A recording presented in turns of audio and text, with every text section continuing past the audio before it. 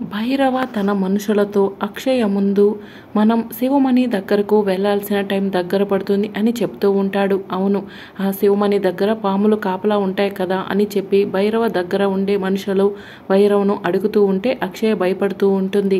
మరోవైపు అవని శ్రీకర్ అక్షయను వెతుక్కుంటూ వస్తూ ఉంటారు. మనం ఈ బాలికతో ప్రయత్నం చేద్దాము. ఈ బాలిక తప్పకుండా శివమణి సాధించి తీరుతుంది. నాకు నమ్మకం ఉంది.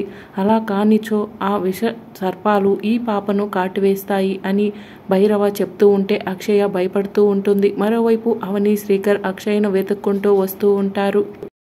అక్షయ దగ్గరకు వెళ్ళగానే మేమే తల్లిదండ్రులము అని అక్షయకు వెంటనే చెప్పేయాలి అవని అని చెప్పి శ్రీకర్ అవనికి చెప్తూ ఉంటే అవని షాకింగ్గా శ్రీకర్ వైపు చూస్తూ ఉంటుంది. మరోవైపు భైరవ అక్షయను తీసుకుని శివమణి ఉన్న చోటికి వెళ్తాడు. అదిగో అక్కడ కనిపిస్తుందే, అందులోకి నువ్వు వెళ్ళి శివమణిని తీసుకురావాలని చెప్పి భైరవ అక్షయకు చెప్తూ ఉంటాడు. ఇక భైరవ మనుషులు అక్షయను బంధించి ఉంచుతారు. నేను వెళ్ళను, నాకు భయంగా ఉంది అని అక్షయ చెప్తూ ఉంటే నువ్వు వెళ్ళి ఆ శివమణి తీసుకొస్తేనే నిన్ను వదిలిపెడతాను అని భైరవ చెప్తూ ఉంటాడు. అవని శ్రీకర్ ఇక భైరవ వెళ్ళిన వైపే అడవి మార్గంలో నడిచి వెళ్తూ ఉంటారు.